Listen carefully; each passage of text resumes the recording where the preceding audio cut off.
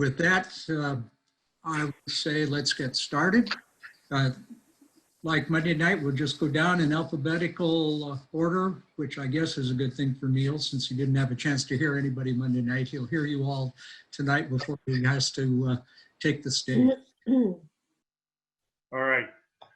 My name is Dave Bosco. I'm from Greenwood, Delaware. And a little bit about my background. I grew up in Newcastle County and moved to Sussex County and got to understand a little bit about what the lower part of the state is, how different it is from Newcastle County. And that is one of the biggest things that I want to try to be able to carry with me is how different Newcastle is to Sussex. What can work in Sussex might not work in Newcastle. What works in Newcastle might not work in Sussex. So I'm hoping that helps me out in the advantage of seeing both sides of the state and living in both sides of it. Small business owner. In 1991, I started a repossession company, one of the largest on the East Coast, and sold that business shortly after moving down to Sussex County. And a few years later, opened up another business that my wife and I currently run now. And the reason that I'm running for governor, of course, with the current situation that we have now, was a push for that. It was something to the effect where it was just a lot of complaining on my end and wondering, you know, there's nothing that I can do. There's nothing I can do about the current situation. And she just repeatedly said, you want to, you know, do something about it. And just jokingly, it was, you know what, I'm going to run for governor. And that lasted about a day or two.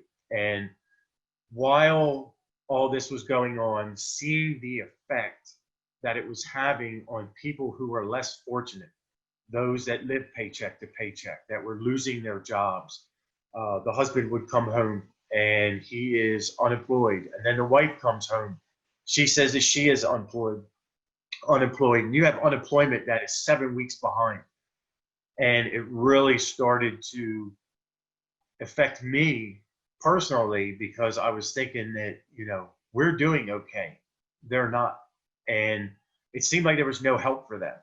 And, you know, again, she's like, you know, well, you need to do, you know, there's nothing you can do about it. And I said, you know what, maybe I'll run for governor. And that lasted about a week and a half until things got really, really bad. And I noticed that people were getting so desperate. And I have seen so many people that have, you know, had their small business that lost everything or felt that they have lost everything. Something that nobody really talks about is the suicide rate. And, you know, I came home one day and I said, you know what, I'm going to run for governor. And that is when it was like the pedal to the metal and really wanting to push forward to realize that this is affecting people more than some people realize. And as a small business owner, I know what that is. My business was closed. And, you know, we received nothing for that. So I really started thinking about, you know, I need to get everything together. I need to really push this and push this hard. So I really started thinking about, you know, what is my platform going to be about? And I started thinking about, you know, Second Amendment and education. And then I started realizing it's not just about the platform. It's about what I'm going to build my platform on. What is the foundation of my platform? And I thought, you know what, the foundation of my platform is going to be the economic recovery of the state. Because in current situation, this is going to be in the past. But we need to remember that governor is for 4 years. So you need to look at long term. And long term to me is planning ahead, because a lot of these homeowners are going to be claiming bankruptcy. Some of these homeowners are going to be losing their homes through foreclosure. And, you know, these mortgage forbearances, they're okay, but in some ways that they're worded is not really good. I dealt with banks for over 25 years in the repossession industry, and I know exactly what's going on with them and how things could go sideways. So that is basically the foundation of my platform is the financial structure of the state. Because if our real estate drops, everything else is going to drop with that. We need to be able to fix jobs and things like that. And of course, Second Amendment, I am a firm believer in having the right to protect yourself. And that is something really on top of my schedule. And with education, that is another thing that, we need to get the teachers back to teaching. And it's not about having a school that is rated third in the United States. I don't want my child going to school at a school that's rated number 3 when my student or my child can't even spell. And that is a major thing to me is teachers need to teach the kids. I don't care if my school is number 3. I want my child, I want my grandchildren, I want everyone's children to be number 1, 2, or 3 rated in that school, not just about the school. Those are the real important things. And mostly with the the tracking that they want to do with COVID, that should be completely volunteer. Nobody should be forced into getting into that program. If you feel like you want to be into the contact tracing, that is completely up to you. Should not be forced on anyone. Completely volunteer, and I just firmly believe it should not be pushed. But my drive for this is to make a difference. And to me, that is the biggest thing, because we have to make a difference now, and we have to make sure that we can make a difference in the future. And we can't do this by ourselves. And like that was discussed the other night, is it's not just about the Republicans. It's about getting the Democrats to vote for a Republican that can do the job. If we can everyone's scared right now. Everyone is living in fear because our government is doing nothing. People are locked up in their homes. They don't know what to do. They're in their businesses trying to protect them. And we're not sending any help to law enforcement, which is the biggest problem right now. Law enforcement needs to know that they have help coming. And that is one thing I will do if I am governor, is I don't want the people to live in fear. I want law enforcement to understand that we're going to give them help when needed. When it's fine to protest, but when you are at the point of looting and rioting, this is now domestic terrorism, when you are scaring people to the point that they're locking themselves in their home and they can't even run their business. And to me, that's what bothers me the most. 30 seconds. Okay, so in closing, I think that we need to protect the people. It is first and foremost. Right now, at this time of day, they're scared to death. And again, we're not helping law enforcement. We need to bring in the National Guard. And National Guard doesn't use little rubber toys or little taser guns. They're in there to get things cleaned up. And for the people of Delaware, it's exactly what we need.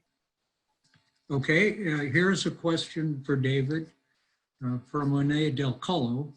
What would your proposed plan for voluntary contact tracing entail? Basically, my plan would be, if someone wants to be into the system, they can do that through the app. You can get the app put onto your phone. But if someone like myself or whoever does not want that, they are not forced in getting that. That way, the people who want to have and follow that contact tracing can do so, but the people that don't want to are not regulated by that system. By getting that app and accepting that system, you're also accepting into the requirements of that system. Okay, thank you, David. I have one more for you here. How do you expect to bring good paying jobs with a future to Delaware? the first thing that we need to do about bringing the good paying jobs to Delaware is to get rid of the employers and the companies that are hiring illegals that are here, because that is what's driving down at this point our employment, because they're being able to hire 2 and 3 people for the price of one. That is the biggest thing that I can see now is illegals and pay. Pay has to be something that it is uniform to a point, but it's tough when you're talking about how many people are illegally working. They're taking the jobs that should be available for the people, and I think that's where we need to start. Okay, I've got one last one for you, and I think we'll move on to the next candidate. And you could probably talk all night on this one. You gave us some generality comments about schools in general. I'd like to hear you speak more specifically about how we as the public know that children are learning. What specifically would you alter? Do you believe in schools for choice or choice for schools? Well, I think the biggest thing, and I'm probably saying this because a lot of parents are thinking the same thing. We need to go back to teach our kids math, basic math. 1 + 1 is 2. And that's, to me, that's where it starts. When you get into this complicated thing of you take a dog and subtract 2 legs and tie a tail and you draw a line through it in a circle, and that's how you get number 4. It's, the children are being lost in all this, and things need to be simplified again as school was when I was growing up. And we got to concentrate on the kids. I think the biggest thing with schools at this point is not letting the teachers teach the way they need to for the students, plus the No Child Left Behind. You can look at that 2 different ways. No Child Left Behind is kind of helping them to move to the next point, or are you just pushing them forward to get them to move on and not show that things are actually working? Like you said, this could take all night. I could bring up a bunch of different examples, but No Child Left Behind is something that really needs to be restructured, because we can't just push them through. We need to be doing something for them. Would mean Julianne Murray is up next. My name is Julianne Murray, and I want to be your next governor. And people say that elections have consequences, and I have to say that those words have never been more true than what we're facing right now on November 3rd. This is true both nationally and in the state of Delaware. And the single most important objective for Delawareans must be removing John Carney from office. His term has been riddled with indecisiveness, lackluster performance, and he has shown a gross disregard for the rights and freedoms of Delaware and Delawareans, and this must not be allowed to continue for 4 more years. I am running because I believe that our state government should be working for us, not against us. And make no mistake, it is working against us right now. Our rights are being trampled on a daily basis, and it absolutely has to stop. I'm not going to spend time saying all of the problems with Carney. I think we all know what they are, but I think the time is better spent giving you an idea of why I'm running, what I'm all about. Number 1, I am not a career politician. I think that is what Delaware needs. Delaware needs a fresh start. Delaware has had too many career politicians. We've had Democrat governors for 30 years that have lost sight that they serve we the people. I'm an attorney who has stood up for the rights of those that are being bullied by government. I went back to school in my late 30s, earned my law degree at the age of 41 from Delaware School of Law. I opened my own law firm and have spent the last 9 years taking on tough cases and challenging that status quo. And now more than ever, Delaware needs someone that's going to fight for its citizens and is going to ruffle feathers. I am that person. Number 2. I'm not afraid of political insiders like John Carney or his crony administration that has wrecked our state and devastated our economy. What I am afraid of is all of us in Delaware, we are going to lose our rights as individuals. And I realized that in order to save our state, the candidate that's going to unseat him has to be willing to go head to head and challenge him on his record, and not just the past few months, but his entire record. He has to be challenged about Delaware's economy that was floundering even before COVID-19. He has to be challenged about education, the state of our education system, and his unconstitutional grab of power that has affected the day-to-day lives of all of us. And we are the forgotten citizens of Delaware. He has to be challenged about how and why he's not involved the General Assembly in any of his decisions. He has no idea what life is like outside of politics, and he has to be challenged about that. Number 3, I am running to win. Can't afford another 4 years of what I'm calling carnage. This is not a stepping stone. This is not a next step in a career path for me. This is about restoring our rights and hitting that refresh button. So what do I stand for? Business. We need our present and future to be one of economic growth and opportunity. We need to attract businesses back to the state of Delaware. We've got to get them to relocate, and we have to do that by getting rid of needless regulations, things that are strangling businesses. I would be a jobs governor who would support the small businesses because they actually create the majority of our jobs. And small businesses are terrified right now. I stand for education. We need to do better. Our youth are going to be the future leaders of our nation. And Abraham Lincoln once said that the philosophy in a schoolroom in one generation is the philosophy of government in the next. That's true.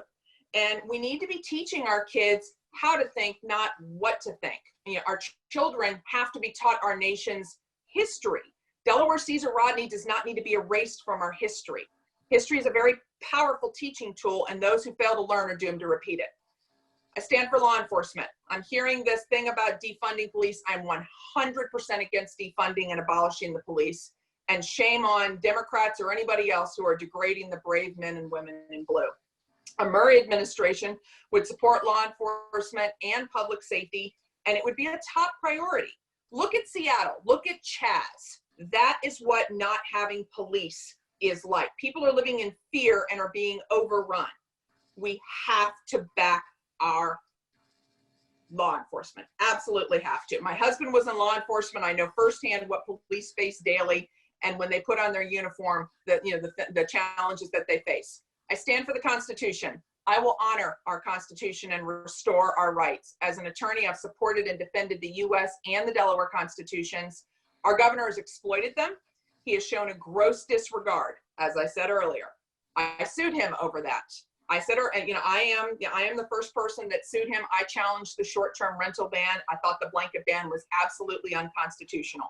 No one likes government picking winners and losers, but now we have a state government that's picking whether we can even exist economically, whether we can have a job, whether we can leave our homes, whether we can eat at restaurants. I stand for veterans. Most of my pro bono work as an attorney has always been for veterans. I used to do radio call-ins that I dedicated 1 day a week. I've advocated for them. They deserve our undying support and respect, and I will not waver on that. I stand for the Second Amendment. I'm a lawful gun owner that understands our right to bear arms is not optional and shall not be infringed. As an attorney, I'm all too aware that most of the so-called gun safety bills are really tricks designed to erode gun ownership. I'm not going to fall for that. Bottom line, we need a fresh start. People of Delaware need to support the candidate that is best suited to go head to head in an election against John Carney and send him packing and looking for a real job. That person needs to appeal across a lot of demographics and has to energize the Delaware electorate. They have to be excited about a leader that is going to give them a fresh start and is going to lead them out of the abyss that's been created over the past few decades by Democrat governors. The voters did this in 1968 when we had a tyrannical Democrat governor who used the National Guard to occupy Wilmington. The Republican that unseated him had never held public office before. We can do it. I am the person to do it. I'm highly driven, direct, and outspoken. I know and you know that Governor Carney is vulnerable in this upcoming election. But however vulnerable he is, I don't think that means that people who would normally vote D are automatically going to vote R. we have to give them a reason to do that. If we go with the status quo, we're going to lose, period. We need a fresh start. I am that fresh start. I have a vision of what I want to happen. I think his days are numbered, and join me in our state. My website is murrayfordelaware.com, and that's MURRAY for Delaware. Together we can restore our freedoms, and I thank you for your time. How do you find a balance between attacking Governor Carney and his actions while trying to get the votes of the people who voted for him 4 years ago? It's a fair question, and there is striking the balance in because from on the pure Republican side, there are those that that want to hear all of the bad things about Carney. I do not want to focus on that. I think that in order to you have to kind of punch and then move to the side and put it to a positive. So you can say that the economy was weak, and then say, and this is how I'm going to fix it. I want to attract businesses. These are the things that I want to do. What's difficult in this kind of forum is you're limited in time, so you have to pick what, kind of the talking points, and then kind of hope that there's going to be questions where you can kind of flush it out a little bit.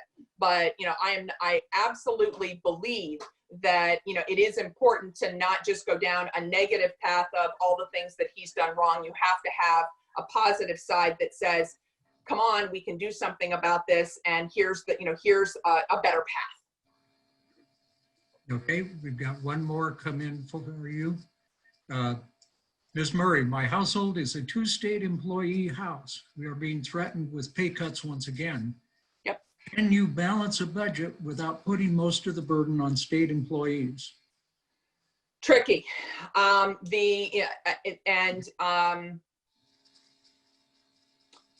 think we're gonna have to do that. And but the problem is there's again something that you have to balance. We need to attract businesses, and we need to get businesses in, and and so there's going to have to be some tax incentives that are going to be toward the businesses, but not necessarily, but you don't necessarily want to deal with the employees from a pay cut.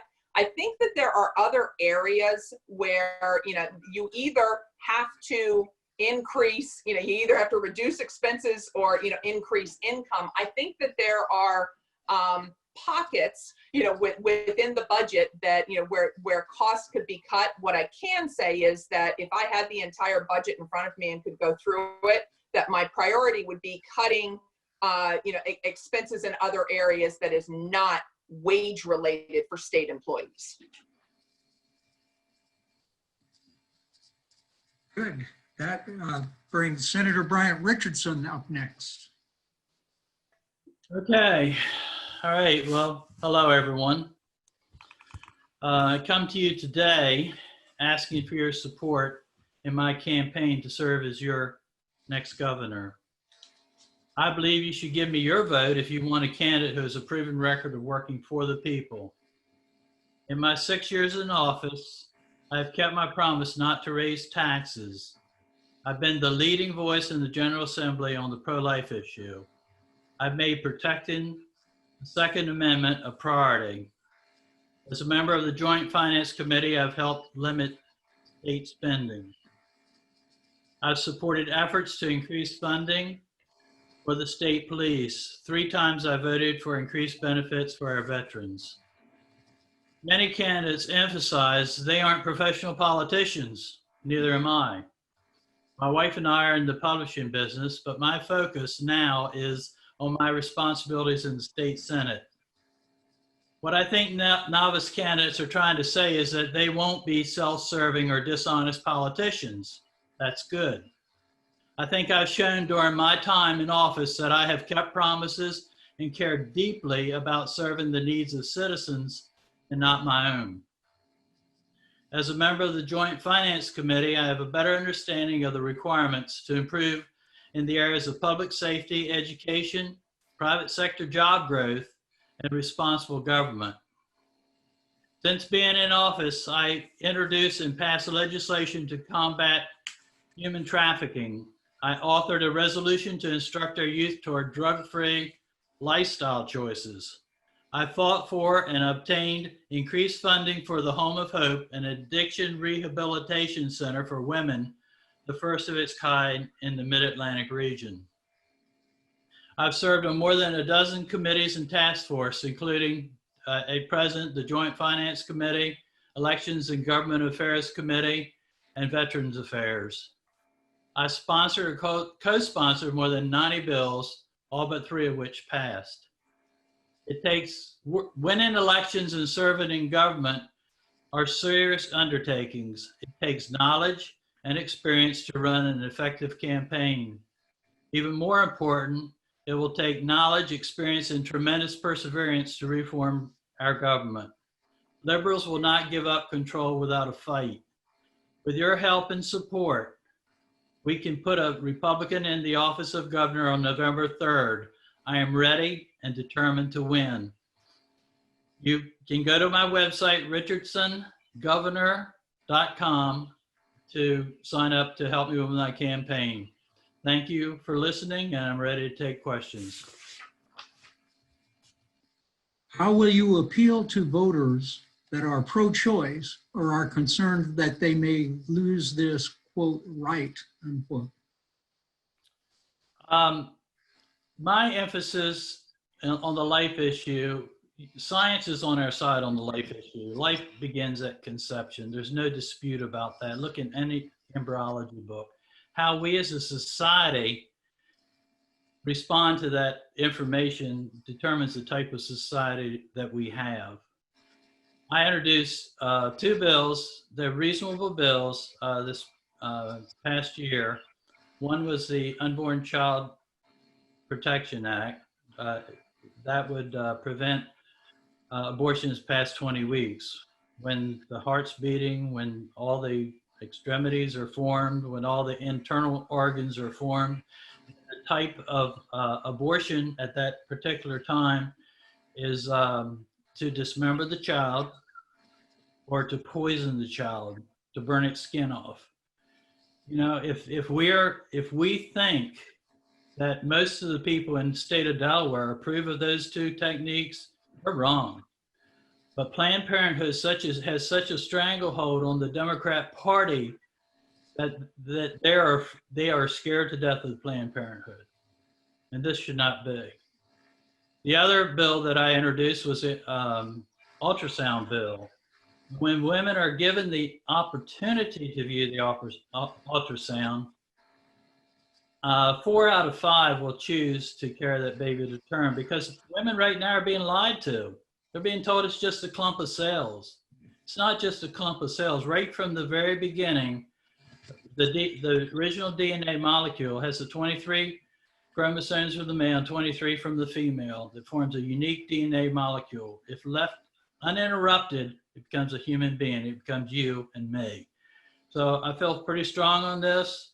I would love to see Delaware change the Senate Bill 5 and get rid of that and replace it with something that's more compassionate. Senate Bill 5 right now gives the abortionist the right to say when a child is viable. And during a committee hearing, an abortionist said that the woman could carry a child for the full 9 months and the child not be viable. To me, that's infanticide.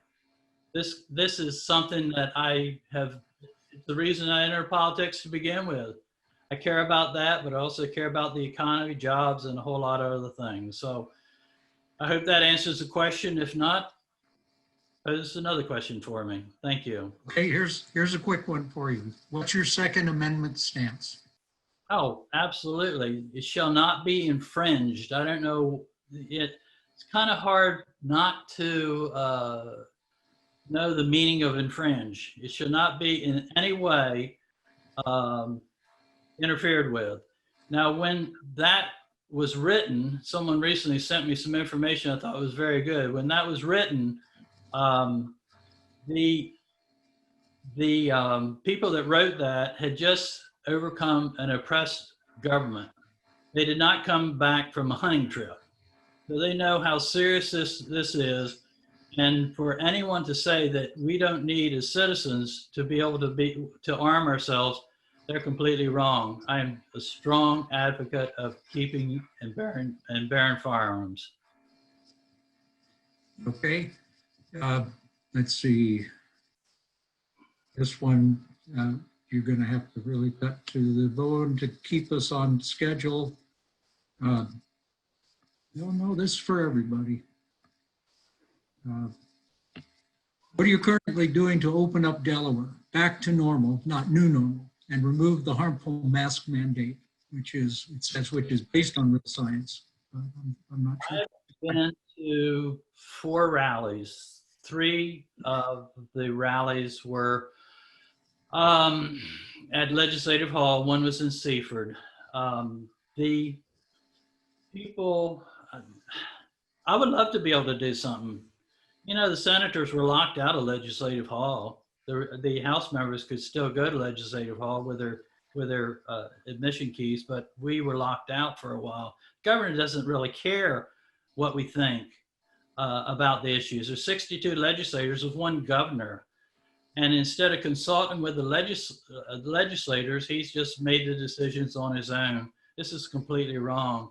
You know, as governor, I would give the people the information that they need to make intelligent decisions. And then since they're adults, let them determine what they'll do to provide for the safety of themselves and their families. Okay, they keep coming in. Mr. Richardson, my representative today said we need to get rid of police officers in schools and replace them with counselors. What is your stance? You know, a good guy with a gun stops a bad guy with a gun. That's been shown over and over again, especially there's a couple incidents in Texas. I do not believe that we need to have gun-free zones, because gun-free zones are just killing zones for people with bad intentions. You know, I think we need to keep the security officers in there. Having counselors in the schools is okay too, but you're not going to stop somebody who has bad intentions and has a weapon and carries it into the school unless you have a weapon too. Next up is Mr. Neil Shea. Good evening, everyone. My name is Neil Shea, and I'm also running for Republican Governor of Delaware. For those of you that don't know, I'm a serial business owner, a Marine Corps veteran, and a lifelong native of Delaware. I grew up in Claymont in a working class neighborhood with 2 working parents that sacrificed and did their best to make sure my sisters and I got the best opportunities in life. I was proud to be part of the community from a young age, and my parents always instilled a sense of responsibility to helping others. We volunteered at many programs throughout Newcastle County, and as I got older, I found new causes to put my energy and efforts into. I'm one of the lucky few of my generation that was able to graduate from college with little to no debt. My time in the Marine Corps afforded me the opportunity to use my GI Bill and get the education that I had promised to my parents and to myself. This certainly gave me an advantage compared to my peers when buying houses and starting businesses. I was brought up to believe that education is essential to your success. However, these days I realize just because you are educated does not make you intelligent. Over the years, I've learned from many people and business owners what it takes to not only survive, but to thrive. I think some fundamental lessons in life have been overlooked by our state government and at our future generations' expense. I'm not very much surprised with the upset from people my age. They weren't lied to, but rather misinformed about their chances of being successful. I have friends with advanced degrees that struggle to find work, a place to live, and a purpose in life. It's not the government's responsibility to guarantee us all an equal outcome. However, we should all have an equal choice, or equal chance, rather. My campaign is focused on 3 elements for the future success of our state. These are not new or sensational notions, but the fundamentals that need to be readdressed. Our first priority should be focused on improving our economy. Economic prowess makes people want to live in Delaware.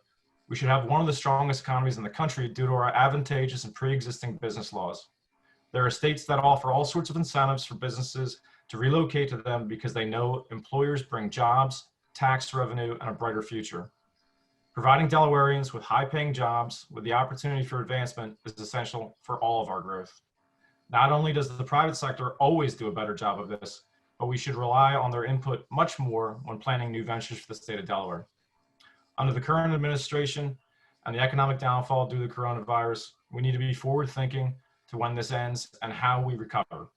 One of the biggest shortcomings, in my opinion, is that I don't think we ever planned for an end to this new normal. In any project or business plan, you can flip to the last page and see what's in it for me. What is the benefit or the desired result? You can then make sense of the plan by working backwards. I don't believe any successful business just blossomed overnight with no plan for expansion.